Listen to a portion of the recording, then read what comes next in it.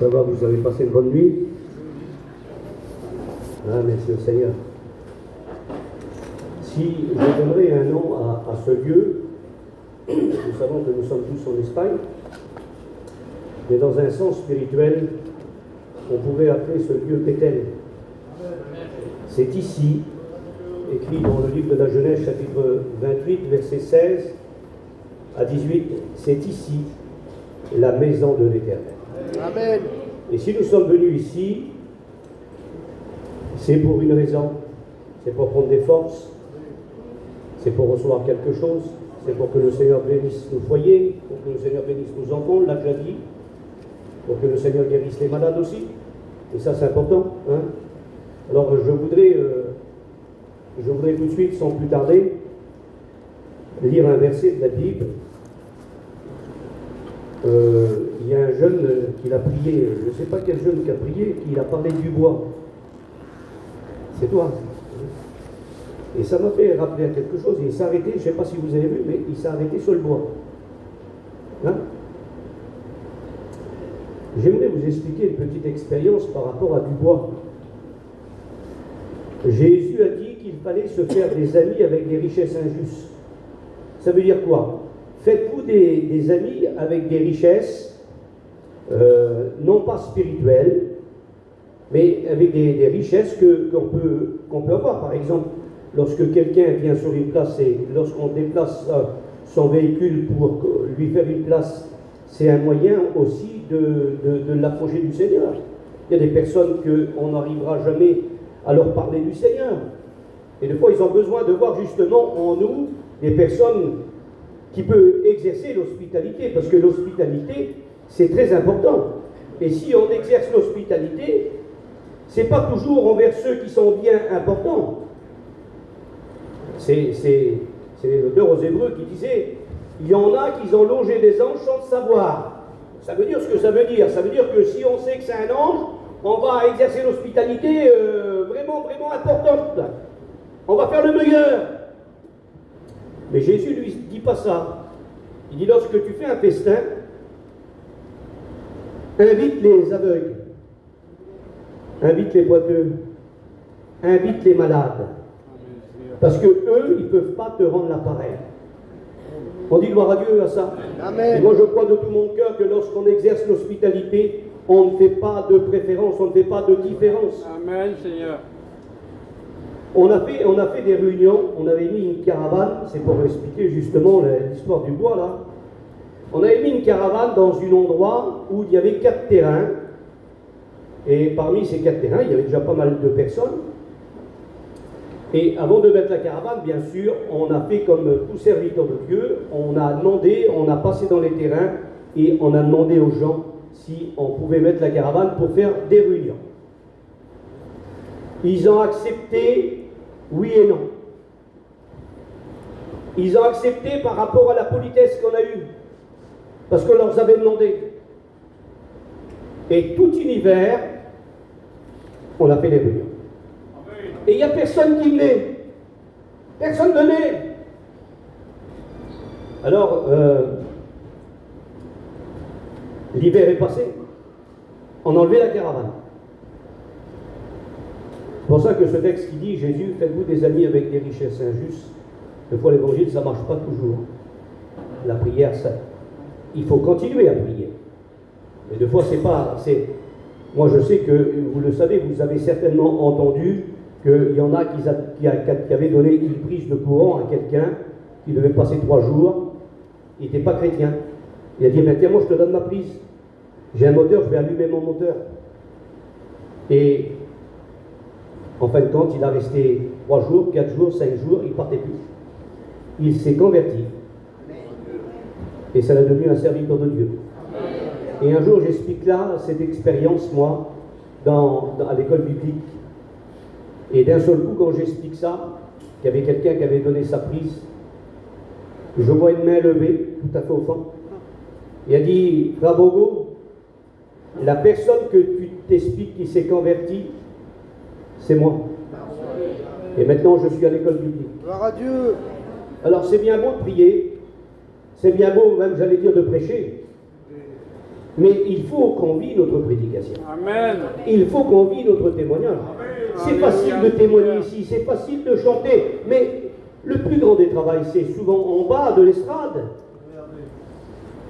Alors je reviens au bois. Ouais. Hein? Tu t'es arrêté sur le bois, alors j'explique le bois. Je prends la continuité. Amen, Seigneur. Et le 25 décembre, il y a eu un accident. Très grave. 3 jeunes filles ont perdu la vie. On avait fait des réunions auparavant et ils n'ont pas voulu accepter le Seigneur. Et quand j'ai dit à mon neveu, j'ai dit on va aller les voir, et j'ai été les voir. Et on m'avait demandé s'ils voulaient qu'on prie pour eux. Alors on a commencé à prier. On s'est mis dans l'église, comme le frère a dit tout à l'heure, et on a prié, non pas pour dire un chiffre, hein, parce que la gloire revient à Dieu, mais on a prié longtemps. Tous les jours, à 3 heures, on se mettait dans l'église et on priait pour ces gens. Et il n'y a rien qui se passait. Et une des femmes dedans, la principale des 4 terrains, elle m'avait dit ça, tu sais, t'es bien gentil, t'es bien poli, mais nous, on vient pas à la réunion. On va pas là-dedans. Vous voyez le mot, on va pas là-dedans, nous. C'était des gens très bien en plus. Et je me rappelle, j'ai dit, Seigneur, comment je vais faire? Et quand j'étais vers eux, j'ai vu qu'ils avaient pratiquement tous des petits inserts. Et tu vas voir. Alors j'ai dit à mon neveu, tu sais ce qu'on va faire? On va leur amener du bois. Et mon neveu, il m'a dit, on ne va pas leur amener du bois. Si, on va leur amener du bois. Et on a commencé à prendre du bois. On a coupé du bois. On l'a mis dans le camion. Et j'ai venu dans l'un des terrains où l'un des personnes, justement, qui avait perdu sa fille de 17 ans. Et j'ai reculé et j'ai déchargé le bois. Alors, je ne savais pas comment ça allait se passer. Est-ce qu'ils allaient bien le prendre ou le mal prendre? Et cette femme qui m'avait dit, tu sais, ici, nous, on n'accepte pas le Seigneur, on ne veut pas des réunions, on ne vient pas là-dedans. Tout de suite, c'est elle qui est venue au devant.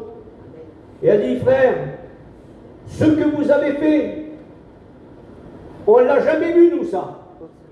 On ne l'a jamais vu. Alors, elle dit, nous, on ne peut pas aller à la réunion. Mais si tu veux faire des réunions dans mon chalet, tu peux faire des réunions.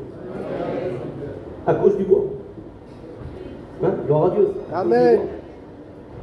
Et on a commencé à faire des réunions. Ils ne savaient pas qui était Payan, ils ne savaient pas qui était Jimmy. Ils ne savaient pas qu'est-ce que c'était la mission, ils ne savaient rien du tout. Alors je leur ai amené Jimmy, je dis, je vais vous amener le président.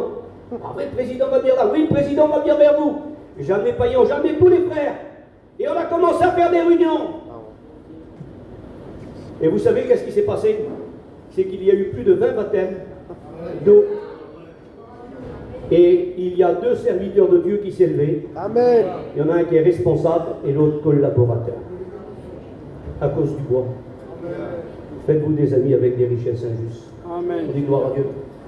Ben, merci au Seigneur. Tous les moyens sont bons et que le nom du Seigneur en soit béni.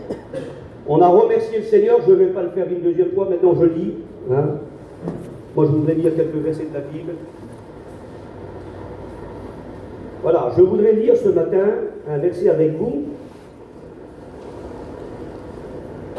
Je vous pose la question ce matin. Répondez-moi. Hein,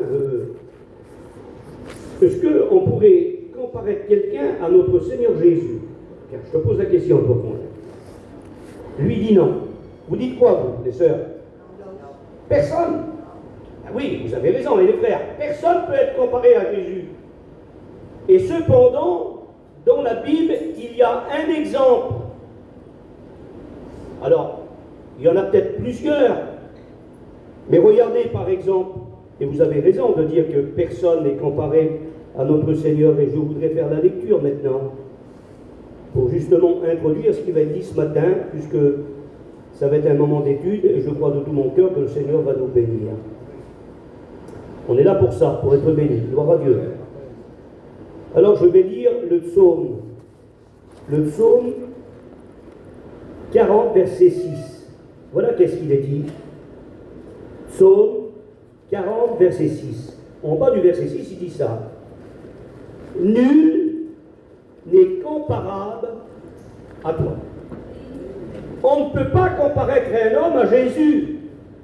Si vous êtes là ce matin, c'est par rapport à Jésus. On dit gloire à Dieu.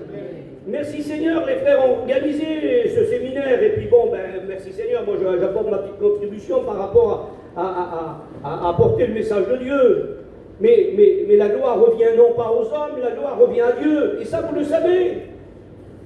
Moi, je voudrais ce matin vous encourager à aimer un petit peu plus encore le Seigneur. De l'aimer comment? L'évangile de Marc, chapitre 12, et le verset 29 à 31, il dit: tu aimeras le Seigneur. Mais comment je dois t'aimer, Seigneur? De tout ton cœur. Amen.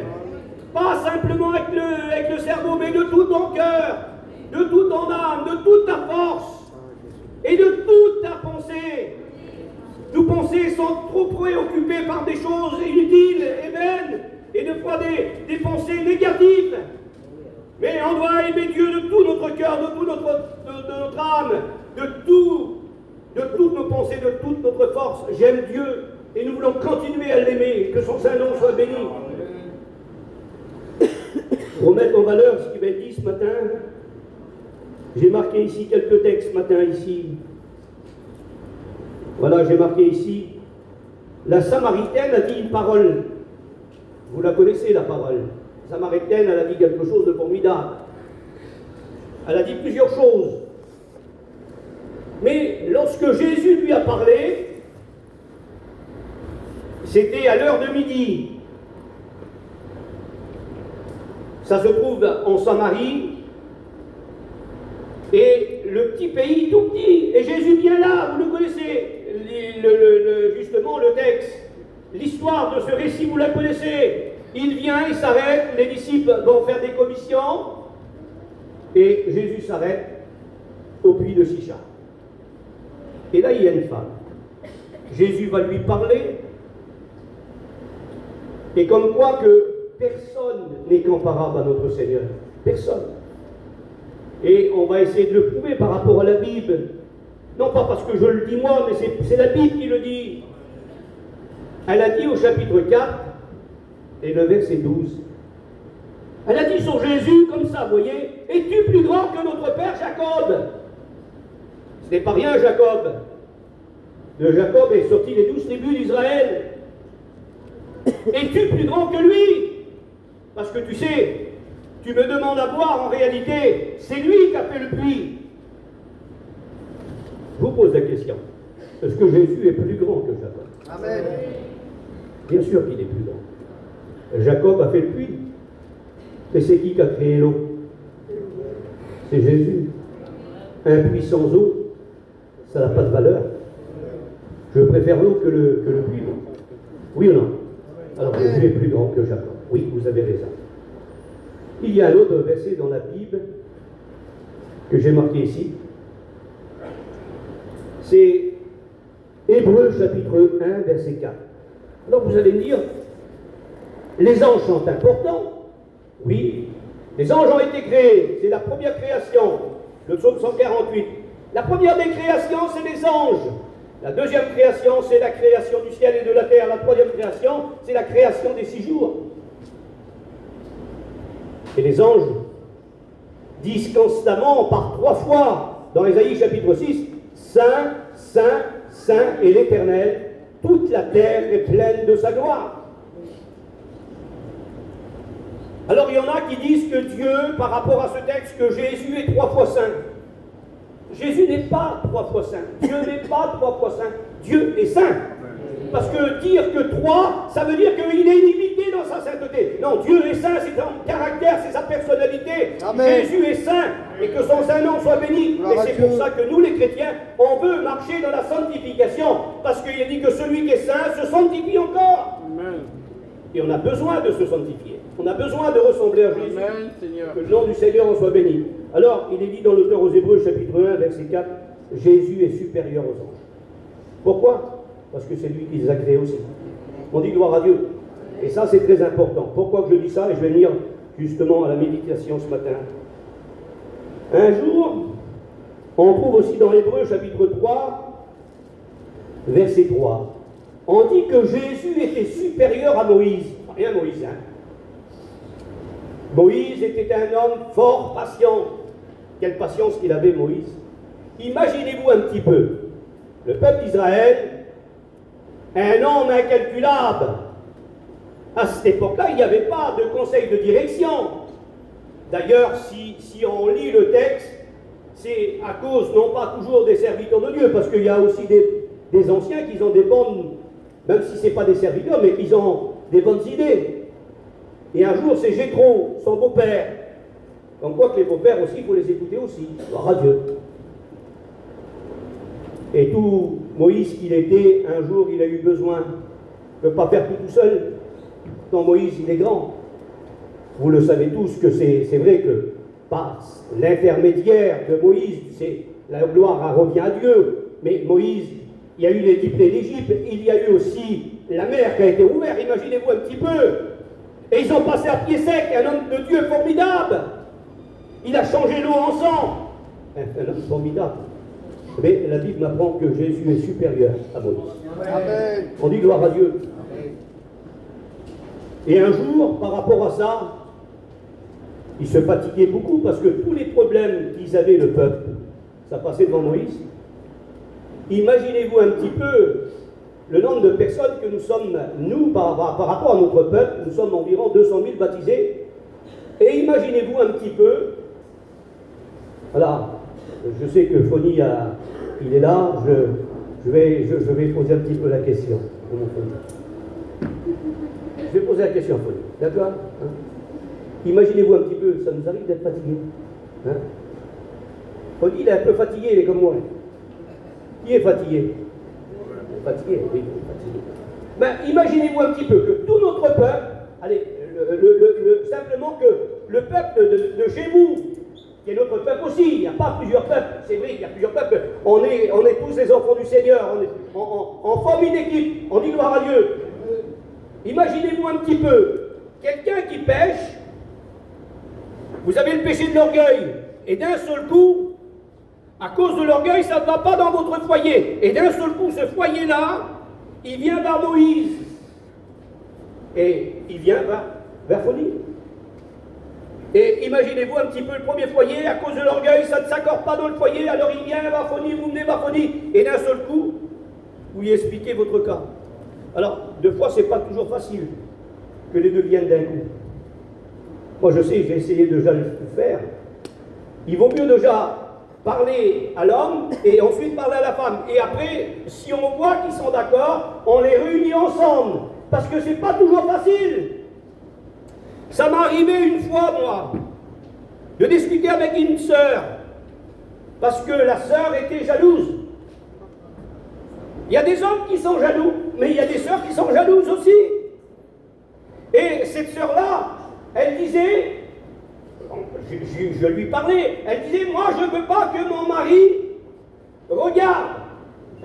Ma soeur, il est obligé de marcher avec les yeux ouverts. Il va se taper dans quelque chose. Oui, mais moi je veux qu'il regarde comme ça. Parce qu'elle était jalouse. Et en plus, il y a des délits là, il faut faire attention. Amen. Amen. Alors d'un côté, elle était très méfiante. Très méfiante. Alors je dis, ma soeur, comment on va faire alors? Je dis, c'est toi qui as besoin d'être visité par le Seigneur, c'est toi qui as besoin d'être délivré. C'est toi qui as besoin de demander au Seigneur qu'il te délivre de cette jalousie-là. Et puis, on a prié pour elle, et le Seigneur l'a bénie. Elle a fait aussi des efforts. Vous savez qu'il ne fallait pas continuer comme ça. Et après, on les a réunis tous les deux. Mais après, un autre foyer, imaginez-vous un autre foyer qui vient à Barphonie, et toute la journée comme ça. C'est pour ça qu'il est dit que Moïse était un homme fort patient.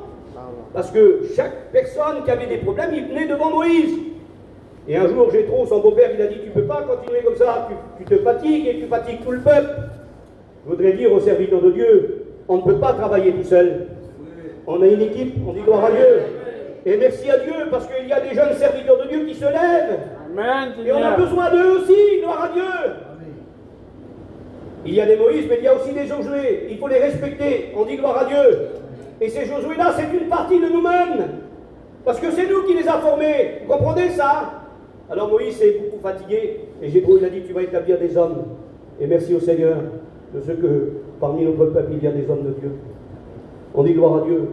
Amen. Et si vous avez besoin de quoi que ce soit, si vous avez besoin de se confier, un serviteur de Dieu, il est capable de garder un secret. Amen. On dit gloire à Dieu. Et que le nom du Seigneur en soit béni. Alors Moïse, il a établi des hommes. Et ça a devenu une équipe formidable. On dit gloire à Dieu. Mais la Bible dit que Jésus est supérieur à Moïse. Pas rien Jésus, hein. Merci Seigneur, que son Saint-Nom soit béni. Je continue un autre texte. Maintenant, c'est la reine. Une reine qui vient d'un pays lointain. C'est la reine de l'Éthiopie. Imaginez-vous un petit peu. Et la Bible, elle dit ça. C'est la reine de Séba. Elle se dérange. Elle se dérange pour venir voir un homme formidable. Un homme que c'est lui qui a construit le temple. Il a mis 7 ans pour le construire. Imaginez-vous le temple de l'Éternel, la maison de Dieu. C'est Salomon qui l'a construit. Ensuite, elle a été détruite par le roi Nabuchodonosor. En 586, il l'a détruit. Mais c'est Salomon qui a construit la maison de Dieu. Et la Bible dit qu'il a fait plus beau pour Dieu que pour lui. Est-ce que c'est comme ça pour nous? En ce qu'on fait plus beau pour Dieu que pour nous? En ce qu'on le fait passer en premier?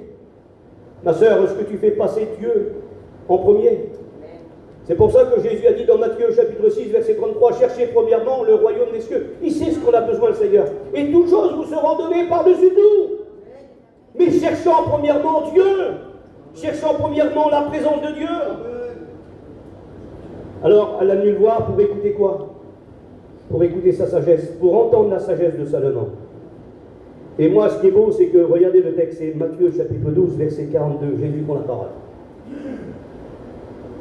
Il dit, c'est bien Salomon, mais ici, Jésus dit, il y a plus que Salomon. On dit gloire à Dieu. C'est pas gênant du tout pour moi. Parce qu'il n'y a pas d'orgueil dans mon cœur, je vous le dis de la part du Seigneur. Et s'il y aurait des sentiments d'orgueil, il faut demander tout de suite au Seigneur qu'il les éloigne de nous. Il y a plus que Gogo ce matin-là. Il y a plus que Foni, il y a plus que les frères. Je ne me rappelle pas de leur nom. Il y a plus que moi. Il y a Jésus. Amen. On dit gloire à Dieu. Et je vous le dis de la part du Seigneur, honorez les ministères. On dit gloire à Dieu.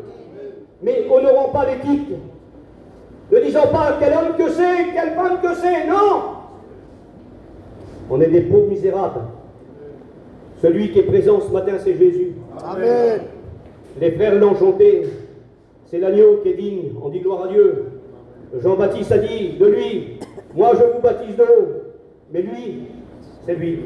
Il vous baptisera du Saint-Esprit. On dit gloire à Dieu. Que le nom du Seigneur soit béni. C'est Jésus. Tout pour lui ce matin. Rien pour les hommes. Merci à Dieu pour les ministères. Je le redis, je le répète. Mais il y a plus que Salomon ici. Il y a Jésus.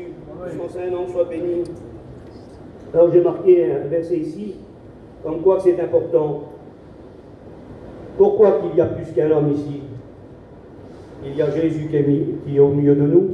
On dit gloire à Dieu. Matthieu chapitre 18, verset 20, 2 ou 3 réunis en mon nom, je suis présent au milieu de vous. Il est présent le Seigneur. Ne l'oublie pas. Et si tu lis le psaume 103, je voudrais le rappeler ce matin. Le psaume 103, vous vous rappelez? Dites-le 10 fois ce soir. Le psaume 103, le psaume 103, le psaume 103, vous allez voir que vous allez se rappeler de ce verset de la Bible qui est très très important. 1. C'est lui. Toujours lui. Nous, on est simplement que les organisateurs, gloire à Dieu, avec les frères. C'est lui. Mais c'est qui lui? Ben, c'est Jésus. Ben, ce qu'il fait Jésus. Lisez le psaume 103. C'est lui, qui pardonne toutes mes iniquités. Seigneur, si je suis là ce matin, si tu es là, c'est parce que c'est Jésus qui t'a pardonné. On dit gloire à Dieu. Le pardon des péchés dans l'Ancien Testament, c'était compliqué. Si on péchait dans l'Ancien Testament, imaginez-vous un petit peu de l'époque des sacrificateurs, en plus des souverains sacrificateurs, lorsqu'on péchait, il fallait offrir une offrande, il fallait offrir quelque chose pour que notre péché ne soit pas ôté, parce qu'à cette époque-là, il n'était pas ôté le péché. Il était couvert, il était apesé, c'était pour un temps. Vous trouverez ça dans le livre de Lévitique. Mais si quelqu'un péchait, il fallait qu'il offre quelque chose à Dieu. Alors, les riches, et gloire à Dieu, il y en a des riches. Il y avait une facilité terrible, ils pouvaient offrir un taureau. Le mieux, moi j'ai péché, je viens, j'offre un taureau. Oui, mais il y avait les plus malheureux. Et lorsque le riche venait offrir un taureau, son péché était couvert. Mais si le lendemain il repéchait, il fallait encore offrir un taureau. Et ça coûtait cher. Le deuxième catégorie de personnes, il était un peu moins riche. Alors lui, il offrait un agneau. Il venait avec l'agneau, avec son petit foyer. Voilà, notre foyer a péché. Et nous, on offre un petit agneau. Et l'agneau était offert. Un agneau, ça coûte très cher. Hein. Imaginez-vous un petit peu, un bon agneau, ça vaut, je ne sais pas, 400-500 euros. Allez, 300 euros, on va dire. Imaginez-vous si vous péchez par orgueil. La Bible dit, celui qui sait faire le bien et qui ne fait pas commettre un péché. Celui qui éprouve de la jalousie, celui qui éprouve de la dispute, celui qui se dispute, celui qui marche selon la chair, imaginez-vous un petit peu. Celui qui sait faire le bien, qui ne fait pas commettre un péché. Celui qui reste 3-4 jours sans parler à quelqu'un commet un péché. Et là, il faut offrir quelque chose. C'est comme si que tu viendrais avec 300 euros et de dire je paye pour que mon péché soit effacé ou mon péché soit couvert. Ça revient cher. C'est impossible. Parce que le péché des yeux, ça existe aussi. Jésus disait, avec tout le respect que je vous dois, si quelqu'un regarde une femme et qu'il la convoite dans son cœur, a commis déjà l'adultère. L'adultère du cœur. Ça m'arrive, oui, ça m'arrive. Alors il faut offrir un sacrifice. C'est compliqué. Et il y avait des autres personnes qui étaient encore moins riches. Alors eux, quand ils péchaient, ils offraient 2 tourterelles. Et l'auteur aux Hébreux dit, sans effusion de sang, il n'y a pas de pardon, il fallait que le sang coule. C'est pour ça que le sang de Jésus a coulé à 4 endroits. La première fois, c'est à Gethsémane, la Bible dit que sa sueur, elle devient comme des grumeaux de sang. La deuxième endroit, c'est au prétoire, lorsqu'on l'a flagellé. La Bible dit que de son dos a coulé le sang. La troisième endroit, c'est lorsqu'on lui a mis la couronne d'épines. Et sur la croix, Jean chapitre 19, lorsqu'il a monté sur la croix, il a perdu tout son sang. Et c'est pour ça que Jean dit un peu plus tard dans 1 Jean chapitre 1 verset 7, le sang de Jésus nous purifie de tout péché. On dit gloire à Dieu. Nous avons été purifiés une fois pour toutes. On n'a pas eu besoin de payer, c'est lui qui a payé. On dit gloire à Dieu. Et je vous le dis de la part du Seigneur, voilà pourquoi que je mets le nom de Jésus en premier ce matin. Pourquoi que je veux élever le nom de Jésus? Parce que c'est lui qui pardonne toutes nos iniquités. On dit gloire à Dieu. Et il y avait une autre petite catégorie. Alors là, Jésus, Dieu a fait une exception. Parce que lorsqu'on offrait un taureau, une chèvre, un agneau, 2 tourterelles, il fallait que le sang coule. Mais là, Dieu va faire une exception. Il va dire, tu n'as pas les moyens, tu ne peux pas offrir un taureau, un agneau, tu ne peux pas offrir une chèvre, tu ne peux pas offrir 2 tourterelles. Il dit, un petit peu de farine. Quelle bonté, quel amour, le Seigneur. 1 Jean 4,8, Dieu est amour. Fais-moi un petit gâteau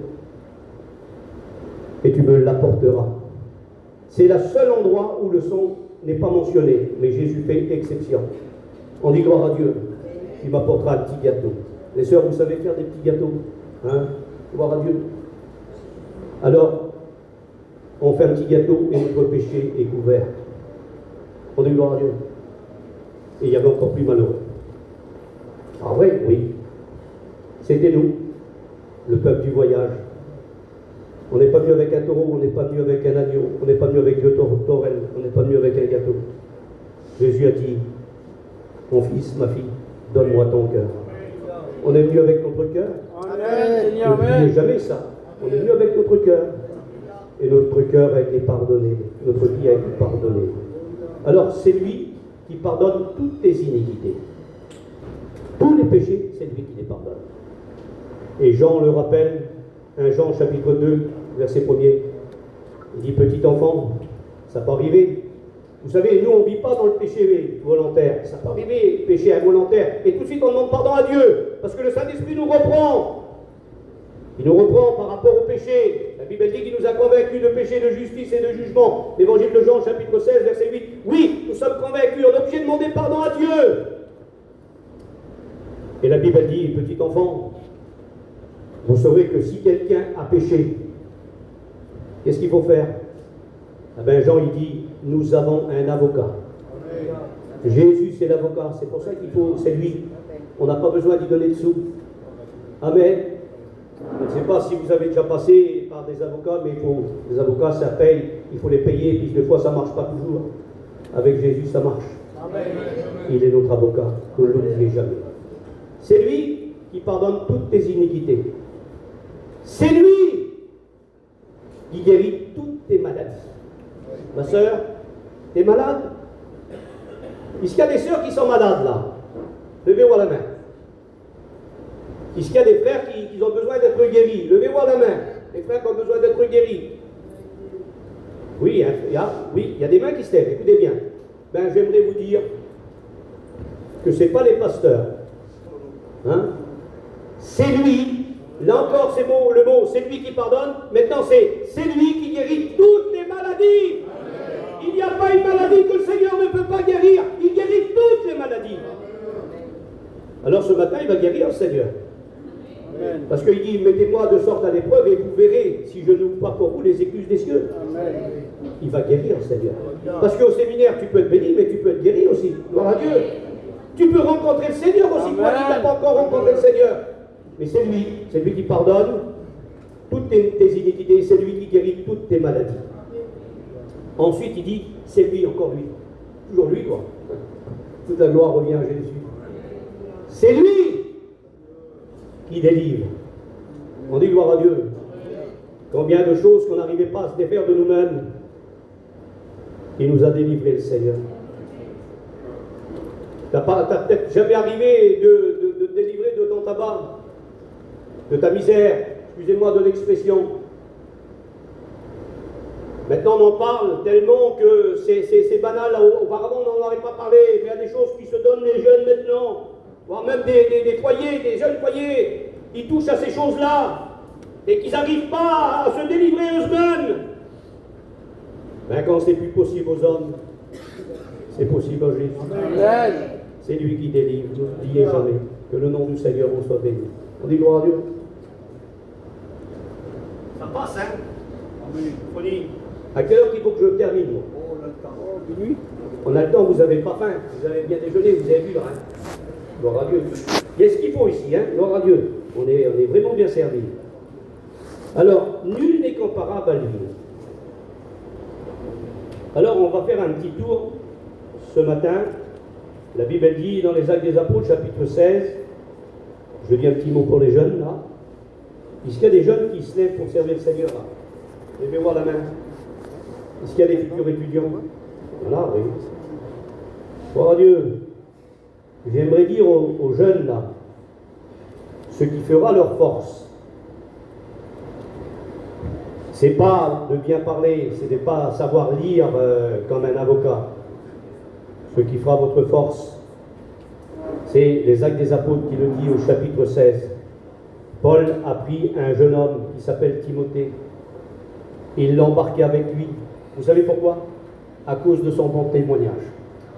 À cette époque-là, imaginez-vous 30 km. 30 km, ça faisait des distances terribles.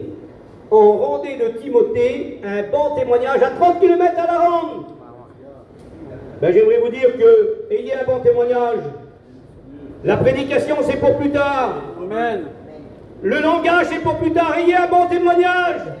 Et tout de suite après, la Bible dit, le chapitre 17, que les Actes des Apôtres, Paul le prend avec lui et il l'amène à Bérée.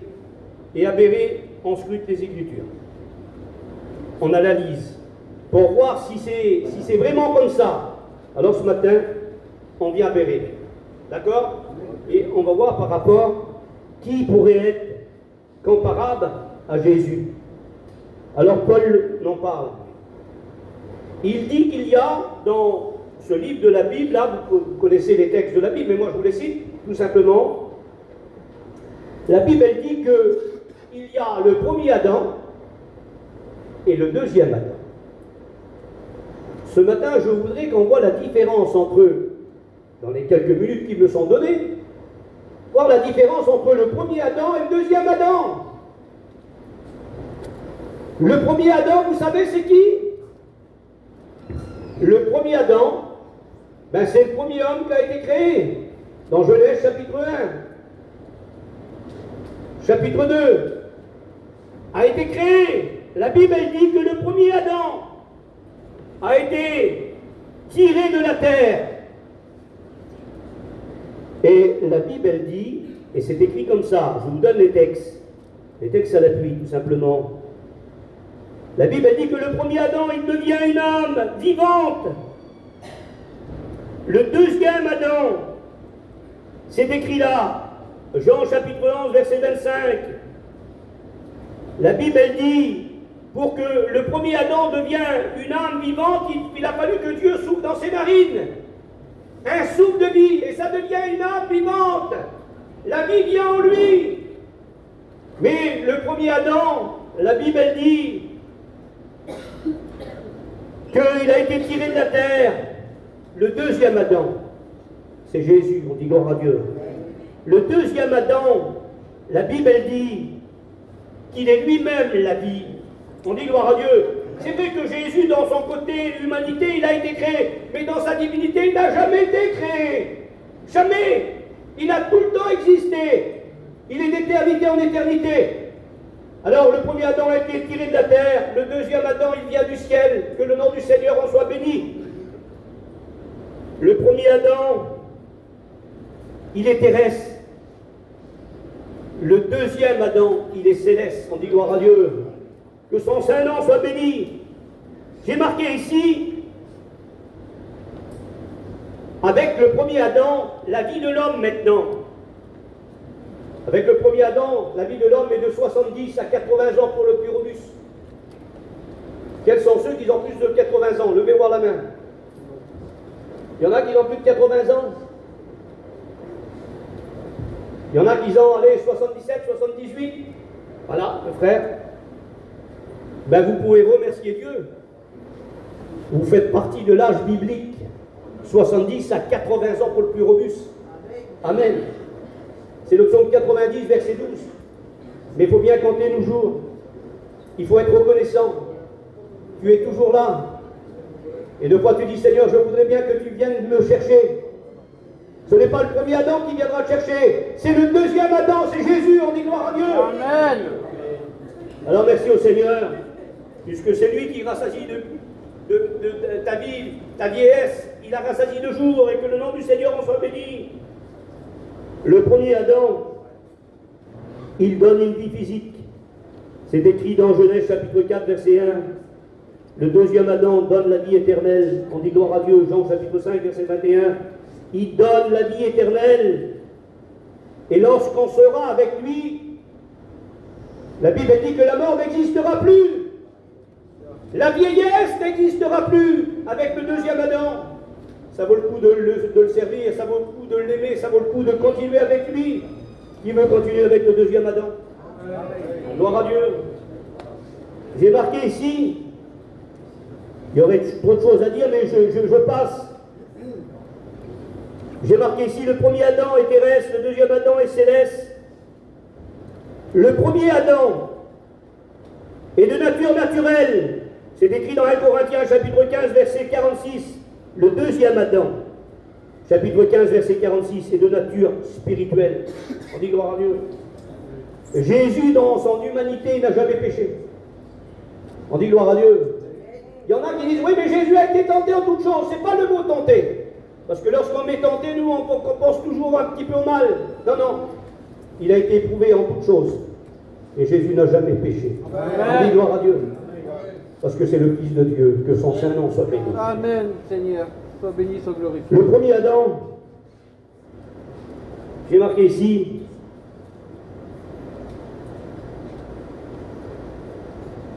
avec le premier Adam, nous avons porté l'image terrestre. Mais avec le deuxième Adam, nous porterons l'image du céleste. La Bible elle dit que nous serons semblables à lui. 1 Jean chapitre 3, verset 2. Vous comprenez ça ce matin? Vous voyez l'importance là? Nous serons semblables à lui. Que c'est beau, Seigneur. Le premier Adam a péché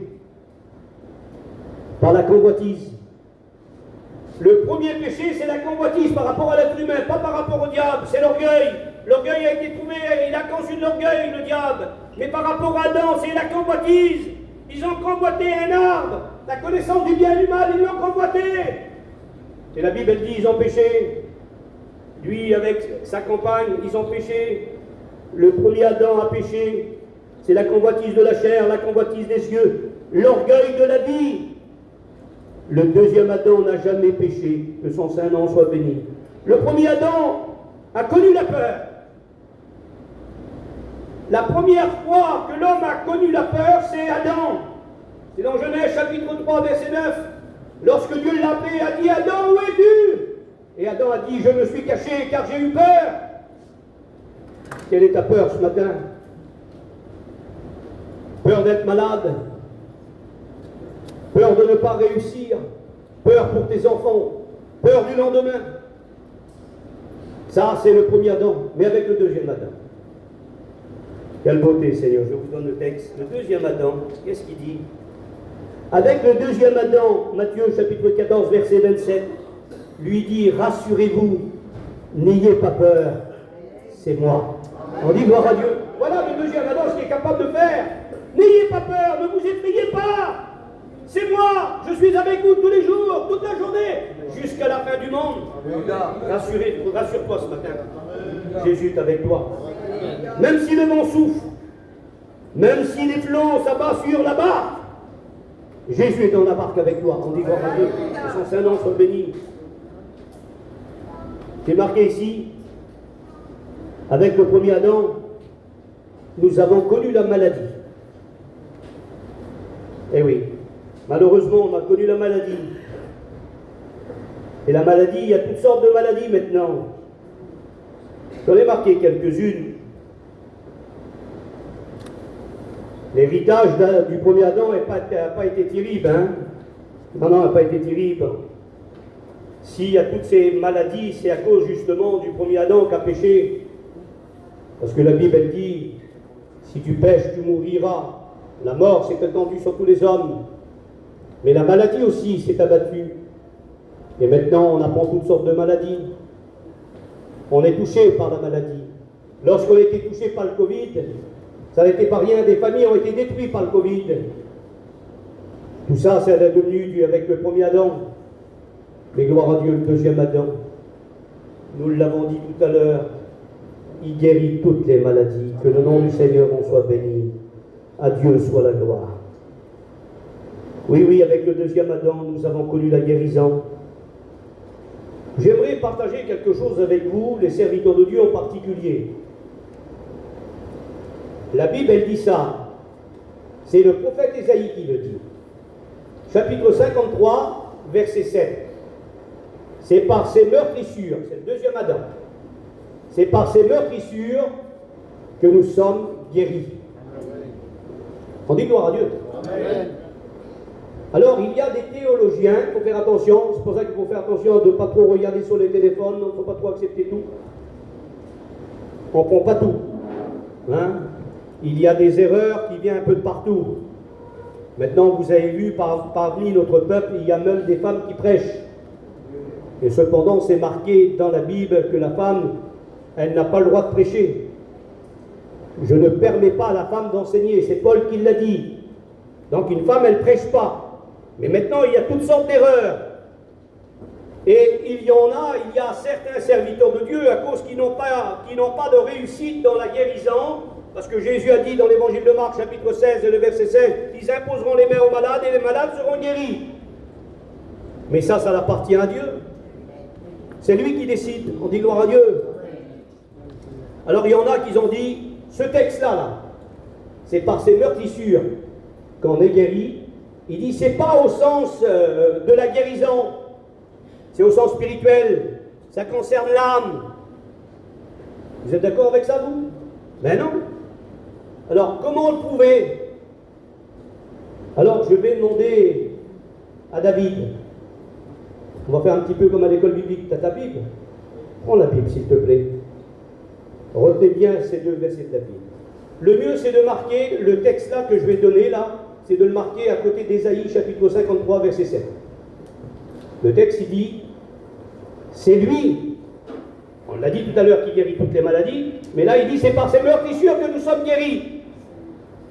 Et dans le texte il dit, c'est lui qui a porté nos péchés. Donc il y a bien une différence.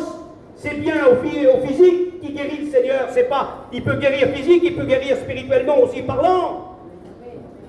Quand il dit c'est lui qui pardonne tous tes péchés, ben c'est lui qui pardonne les péchés, gloire à Dieu. Mais quand il dit c'est par ses meurtrissures qu'on est guéri, c'est bien en physique. C'est par rapport à ta maladie que tu as, il peut te guérir. Prends l'évangile de Matthieu chapitre 8 et le verset 14 s'il te plaît. Nous allons lire un texte pour confirmer que ce n'est pas au spirituel. Alors il y a certains serviteurs de Dieu, ils ont dit nous on n'impose plus les mains. Quel dommage. Ils désobéissent à la parole de Dieu.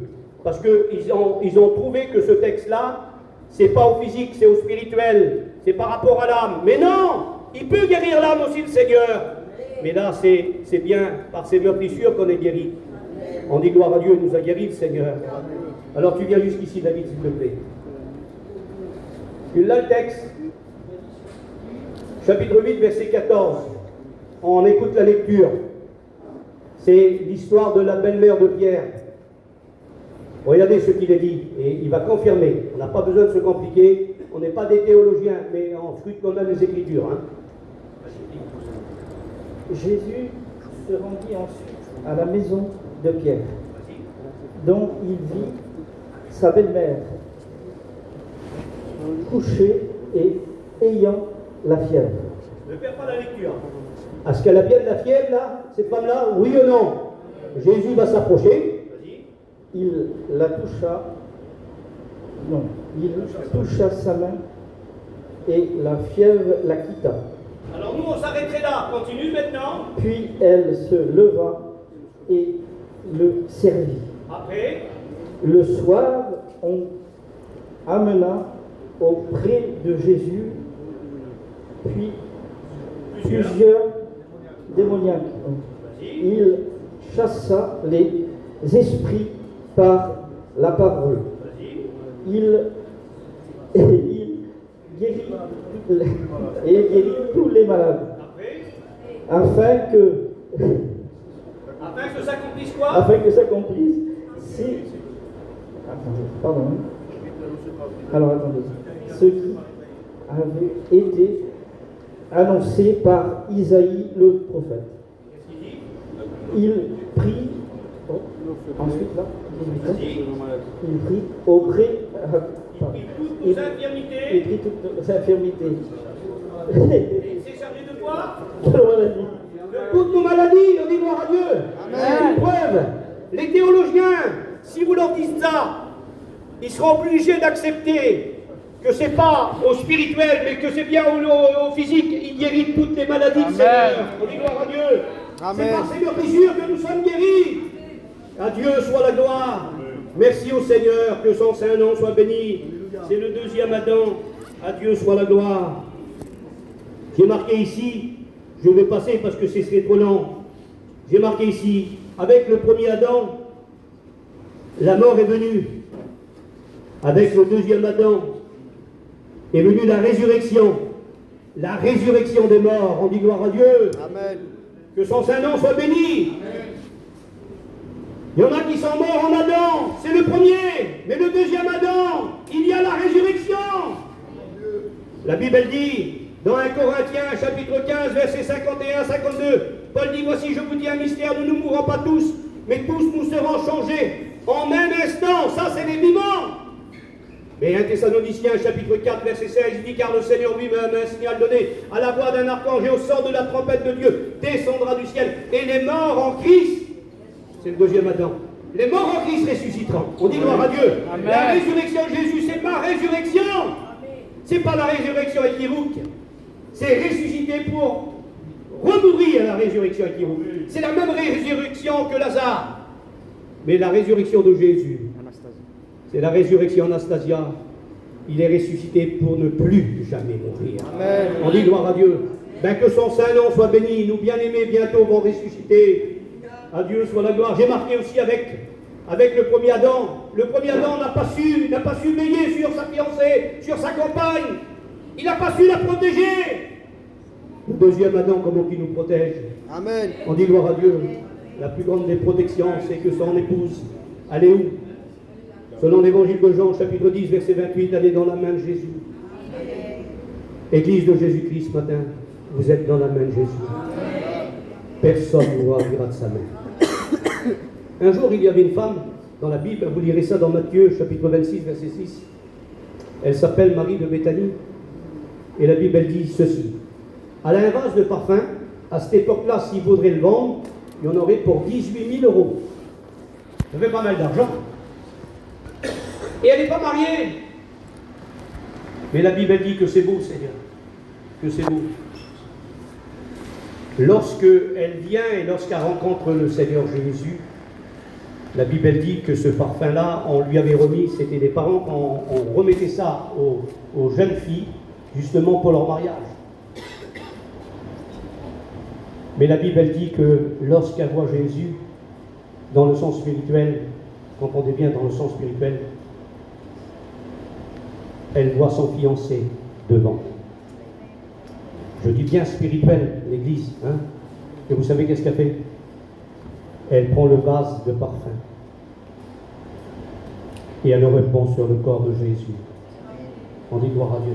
Amen. Elle donne tout à Jésus. Donnons tout à Jésus, mes frères. Mes sœurs, donnez tout à Jésus. C'est pas dérangeant ce que je vais dire. Aimez plus Jésus que votre mari. Mes frères, aimons plus Jésus que notre femme. Amen. Parce que plus que j'aime Jésus, plus que j'aime ma femme. Amen. Plus que tu aimes Jésus, plus que tu aimes ton mari. On dit gloire à Dieu. C'est le deuxième Adam. Et nous voulons le servir. On dit gloire à Dieu. Avec le premier Adam, le paradis a été perdu. Avec le deuxième Adam, le paradis a été retrouvé. On dit gloire à Dieu. Et si ce soir, si on verra, je vous en parlerai ce soir. On va arrêter là et on va remercier le Seigneur. Vous avez compris que c'est lui. C'est lui. Merci au Seigneur pour les serviteurs de Dieu. Le Seigneur les a appelés, hein, les a choisis, les a établis dans des églises. Vous pouvez faire confiance aux serviteurs de Dieu. On dit gloire à Dieu. Les serviteurs de Dieu sont là pour transmettre le message. Et que le nom du Seigneur en soit béni. Ils sont là pour vous visiter. Ils sont là aussi pour vous donner des conseils. Mais le plus grand, c'est le deuxième Adam. Il est parmi nous ce matin.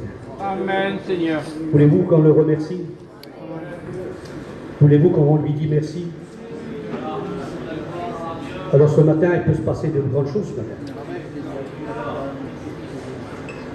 Tu as besoin d'être pardonné, toi qui n'as pas encore accepté le Seigneur.